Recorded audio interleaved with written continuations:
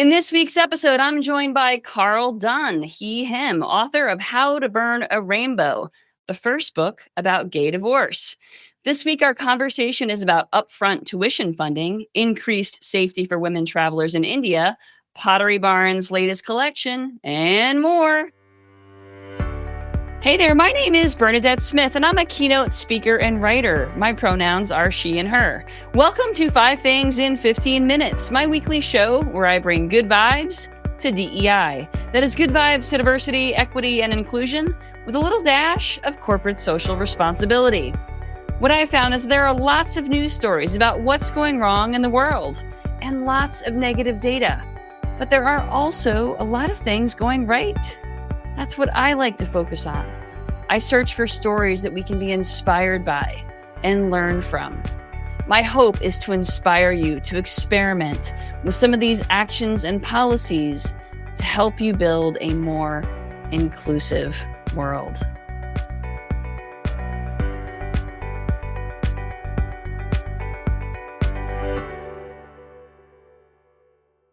Let's get started. Karl, welcome to the show. Bernadette, hey, thank you so much for having me on. Really Karl, appreciate it. will you tell folks a little bit about yourself and a little bit about your Sure, book? absolutely. Well, for over 2 decades, I was an advertising creative director, writer based, and I kind of checked out of that for about 6 or 7 years to be a full-time screenwriter in LA. But basically, I've had an entire life of writing, most of it in 2 different corporate worlds. And everything was going swimmingly. And then I started to get divorced. And I went looking for a book on same sex divorce when I was divorcing my husband in California, which began in 2017. And I could not find a book anywhere. I could barely find an article about it. So I started keeping a video diary. A friend of mine, I was showing him some of the revelations and things that I was having as I was going through it. And he was like, y'all need to put this into a book, Queen. And here we are. And so that's how to Burn a Rainbow came to be. I love that. Well, I am also a fellow gay divorcee. I was an early adopter of both gay marriage and gay divorce, so I can completely relate. And you're right, there was no resources. I had a lot of shame around it. Yes. Oh my God, the shame of it. The shame of it was incredible. I was paralyzed with shame at the beginning of Mhm. mine. So I didn't do the first, probably most obvious things that I should have done, like reach out to people and ask for Mhm. help, because I couldn't even, conceive of the idea of telling people who'd been at our wedding 2 years before, like, hey, I'm getting divorced and I need a lawyer. Do you know anyone good? Yeah, I felt really similarly. I didn't talk to really many people about it at all, and I just felt like, for so many people, I was the first gay wedding that they went to, and here we are, like, splitting up, and it just felt like I was letting my family down, my community down, my clients, because I was a planner, so it was just Yeah. deluge of shame. Yeah, yeah, and the Mhm. loss. Yeah, it was terrible. I went through those things, and I'd add this to the list, and maybe you've experienced it as well, is that the moment you have a wedding ring on your finger, this thing that none of us in our community probably ever thought would happen in our lifetimes, Right. the instant equality that comes with that is intoxicating. Yeah. You zip straight to the top of the social ladder. It is the penultimate act you can perform. That and having children. Yes. As far as society, like the societies we all live Mhm. in, are concerned. And I loved it. Oh my goodness. I loved it so much, but I hated how much I loved it because it didn't come from in here. It came from here, like Sure. some, Green Lantern ring. But losing that was hard. That was really hard. That was a rough Yeah. one. I agree. I felt like I lost some part of my identity. Well, tell Mhm. me, Karl, what's some of the wisdom of your gay divorce? Wow. Well, what I would say, I think one of the biggest things for me is that I had lived a life that was, a little Peter Panish. Gay men, unless they really actively seek out having children, we never have that moment. And for most of my heterosexual male friends, that moment's come when their wives or girlfriends get pregnant for the first time. And I see this transformation where they go, oh my goodness, I'm an overgrown boy. Yeah. And in 9 months, I have to be a role model. Who am I? What do I stand for? What are my values? What am I passing on? They have their crisis of identity. And I thought, well, I'm probably never going to have kids, but I could use this the same way. And that's what I did. I used my divorce to find out why I had one. And that was the start of the journey for me. Mm. Yeah, because in How to Burn a Rainbow, the divorce is definitely the inciting incident. It's what drives a lot of the action. But the bulk of the story is a human being on the path trying to find themselves. Right, and I think that's very relatable, right? Mm. We all have our stuff. And, Yeah. and the inner work is the hard work, and so many of us avoid it. Oof. Yes. I mean, I spent my entire life dating men who I expected the job I was giving them without telling them. They should just know, is to wave some magic wand and make all these dark things that I hate Mm. about myself go away instead of doing the work myself. And I think not even, definitely not consciously realizing that's what I was doing. Which of course is an insane amount of pressure to put on any other human being to do. And they were maybe doing exactly the same thing to me. So yeah, it was really when I started on this, I thought, okay, if I'm going to get divorced, I am going to come out the other side of this thing a different human being to the one that began this journey, because I literally cannot do this to myself again. I can't go through this again, because we were comparing notes beforehand, and yours, I think, was fairly amicable. Mine was lawyers at 10 paces, Yeah. body count. I mean, it was bad. Yeah. And I don't blame my ex for that. That was the two of us. We made that little tango that we did together. Sure. Yeah. Well, how has it affected your career? I mean, you were a global creative director, right? And so what's the evolution? Because now I understand you're doing some DEI speaking. So talk to us a little bit about that. Yes. Yeah. Well, things really changed. I have to say also, anyone in corporate America who's listening, there is zero resources available for people going through divorces at work or the end of long-term relationships or separations, which is crazy considering how many other life events we have leave for. And this happens to 65% of employees at some point in their working career will experience something like this, but Mhm. it's filed under leave your personal life at home. Whereas, as you know, a divorce and the end of a relationship bleeds over every part of your life. So Absolutely. I did crash and burn rather spectacularly in my last full-time job, which, I mean, it just was, it went crazy. The job went crazy. My divorce went crazy. It was more than one human being could carry. So yeah, after that, I es- left America, middle of my divorce. I left, not sure if I was coming back. And I moved to Berlin, which is a city which is where I'm talking to you from today, I have a very long history with this city. I've been coming here for work for 20 years. So I started freelancing and I started writing the book, and I was going between here and the States, and that was a nice split. But when the book came out, people became, which took 6 years. I mean, that's another whole podcast, what it's like to write and publish a book, as Sure. you know. Mhm. But people became particularly fascinated by this story of the divorce bench, where in the vacuum of any support from my community, because we had no experience with it and my employers doing nothing, I found myself in the company of straight divorce men.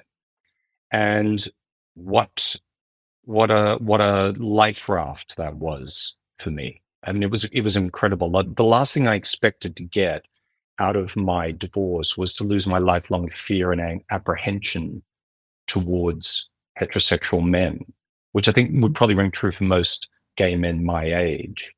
Sure. And yeah, I mean, these men were incredible. And really, what I realized was happening at this bench was, we were from the mailroom to the C-suite. We were four religions, all different sides of the political divide, Americans and immigrants like myself.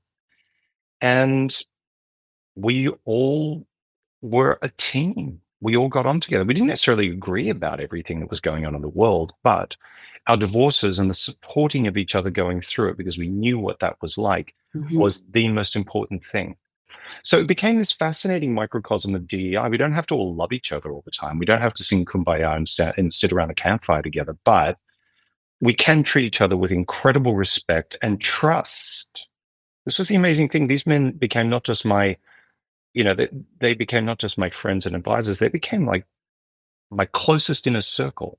Mm. Really interesting. Was not at all expecting that. People who I'd previously, I mean, weeks before considered, if not my, you know, benefiting from the system set up by my antagonists, then at least my antagonists as well. It was Sure. my antagonist. So, and yet here we were, brothers. It was like being in Fight Club.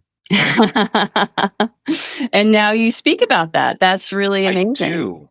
Yes. I mean, we were a group of the most unlikely allies. And that's the talk I'm giving as a world of unlikely allies, breaking down what we did, how we did it, and how everybody could replicate this without having to go through a divorce to learn how to do it. I love that. I love that. Well, like you, I have found a lot of joy since my divorce, and that was what I wrote about in the intro to this week's 5 things, was about the joy that I have found this summer, including in, I don't know about you, the music of Chapel Roan. Lots of joy there. Makes me feel like I'm 20 Yes. years, 20 years old again. And, I had a wonderful road trip with my son this summer. So I'm just sort of feeling like in the moment. And I'm wondering, what is something that have experienced lately that's just brought you a lot of joy? Actually, I would say it's learning from my partner, Mm, the man I'm dating, Eric. Eric has the most incredible ability to be so pleased by the tiniest things, mm, genuinely pleased, genuinely overjoyed. And I am a little bit of a hurrier. I don't know if that's a word, but it is now because I'm a writer, so I said it, so it's a word. I'm a bit of a hurrier through life. I'm often thinking of the next thing I'm going to do. I'm a bit mhm. goal oriented, and I am endeavoring to learn this skill of his, where he literally can be just so happy by the smell of the breeze and how the wind is going through the trees. And yeah, so it's a it's a skill. It Yeah. is. I am Mm. cultivating that as well on my morning dog walks without any devices. Yeah. Yes, deviceless. Yes. Exactly, exactly. Well, let's get into this week's 5 Yes. things. The first story this week comes from the Democratic National Convention in Chicago, which intentionally spotted local Black-owned small businesses at its Dempalooza vendor fair. And I love this Yes. because it uplifts businesses. It's an equity move, really. Yes, it's fantastic. I mean, I love that the Democrats are doing this, and I love also the comment by the beekeeper, the black beekeeper that they feature in the article, Thad Smith, who's like, I don't care if you're a Republican, I don't care if you're a Democrat, we're all here to like sell the things we love and meet each other and cooperate together. I was like, that's a cool attitude. I like that they're fostering that. It doesn't necessarily have to be, it can be like something for everybody, however you go. I loved that. I thought that was beautiful. Exactly. It is beautiful, and it shows walking the talk. I mean, it just creates more opportunities, and it's just about giving folks access. Mhm. Access is Yes. quite a privilege, right? It really is, and I like it when people who are very fortunate use their platforms to, well, give their platforms over for other people to use that they're trying to lift up, and then step into the background. Don't make it about them. Oh, look at Mhm. this great thing we did. They just kind of go, look at all these people. They're great. Like we'll be back later. Talk to them. I Yeah. think is yeah, it's great. Exactly. All right. The second story comes from Pottery Barn, which expanded its accessible home collection, introducing 29 new pieces designed for people with disabilities. So these new items blend style with functionality, featuring integrated armrests, grab rails, and wheelchair friendly designs. I love this because it offers people joy. I mean, it's Yes. great furniture can bring joy. And there's nothing better than when you're using something and it works because it was built with you in mind. That's right. Something so like you don't even, you'll probably never meet the person who made this, but you're like, thank you, person who created this. Thank you, people who, saw it through its production process and got it out here in the world. Because you don't realize until, I knew a guy, I met him a couple of times in San Francisco, and he was in a wheelchair and he was a coder. And apparently, I gather he was a genius coder because I went to his house one time and I was like, damn, this place is nice. He had a lot of stock options, but the entire house was designed for him. Mm. It's so interesting to walk into someone's kitchen who's in a wheelchair and you're like, Right. Of course. Like, you don't think about it until you're in the space, and Mhm. he's like spun around in his kitchen. And he goes, I love my kitchen. I'm like, joy. That's You know, right. this is all to his face. So I love it when, people like Pottery Barn, I think IKEA have also done a Mhm. program like this. Fantastic. Make everything more for everyone. Exactly, and it can benefit everyone, right? Absolutely.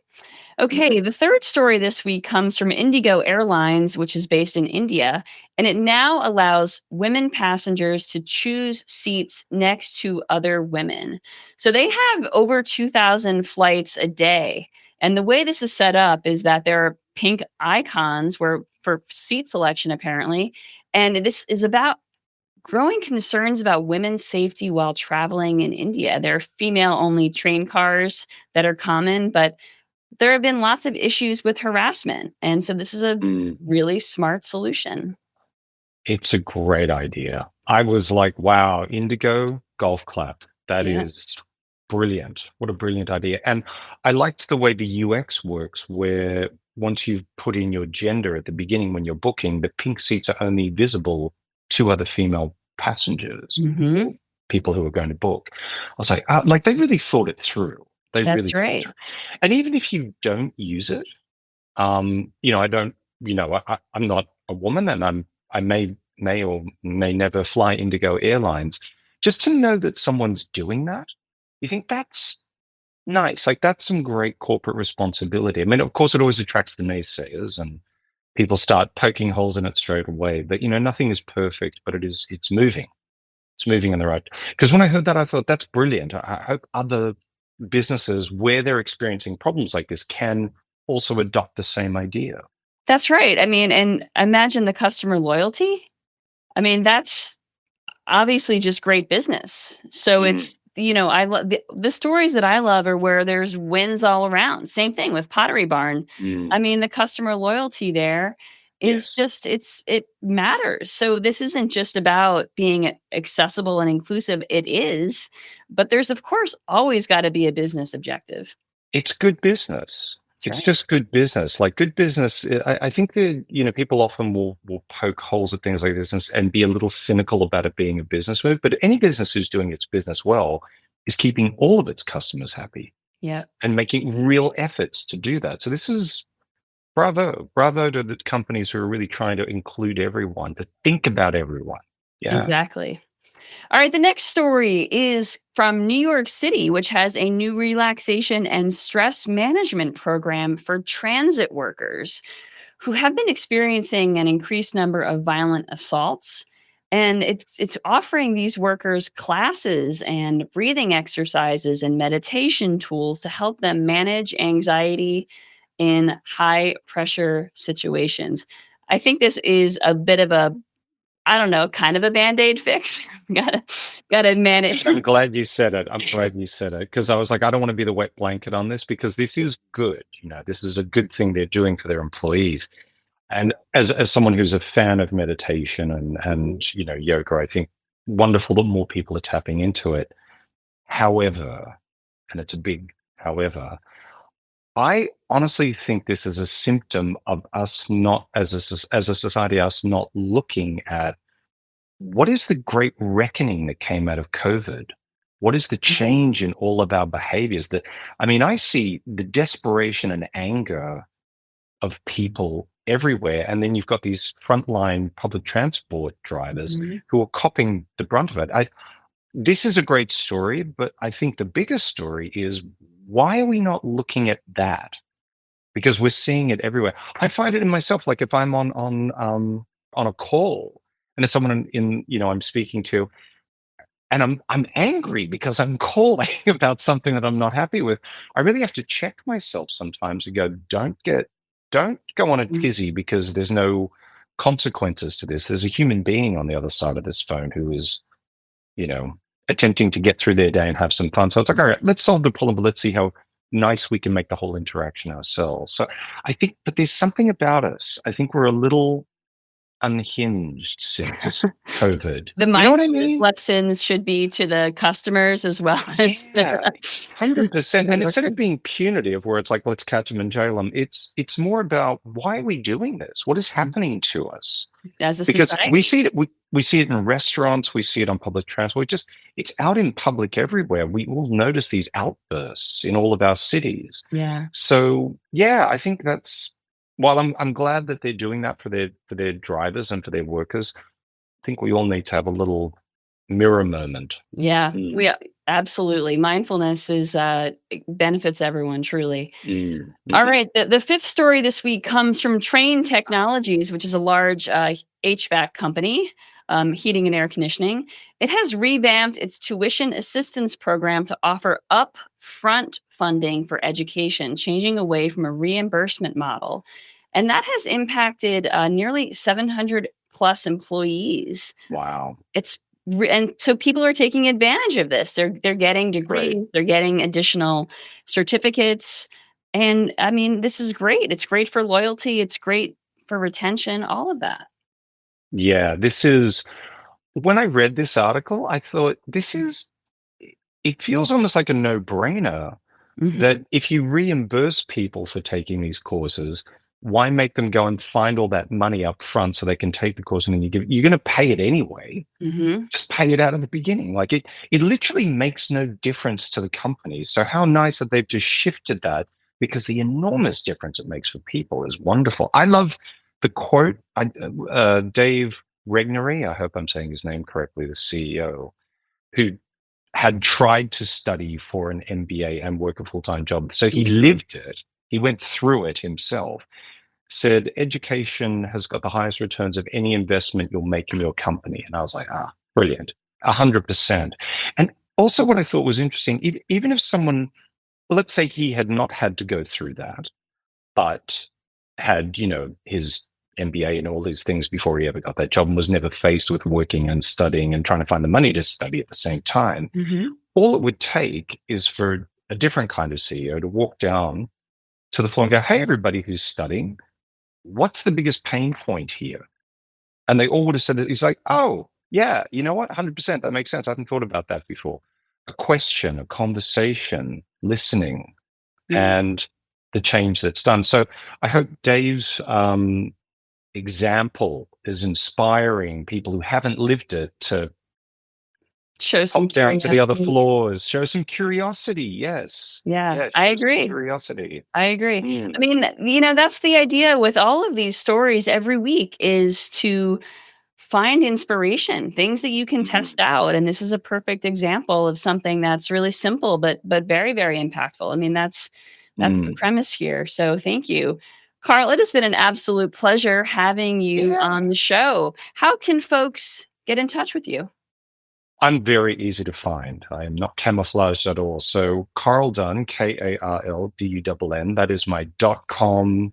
That is me on Instagram. That is me on LinkedIn. I'm very easy to find. And if you want to find my book, How to Burn a Rainbow, it's on all platforms that sell books and yeah, available in paperback and also in ebooks. It's a great book. I finished it, Thank which you. says a lot. So it's I appreciate it. Thank you. And this week's Yeah. call to action is to read this great article by Tom Garrity. Psychological safety should support DEI, not replace it. So we'll put that in the show notes. Yeah, I read that. It's a good one. It's a It good is. It is. one. Folks, if you don't already get the Five Things newsletter, you can subscribe at fivethingsdei.com. Thanks, everyone. Have a great week.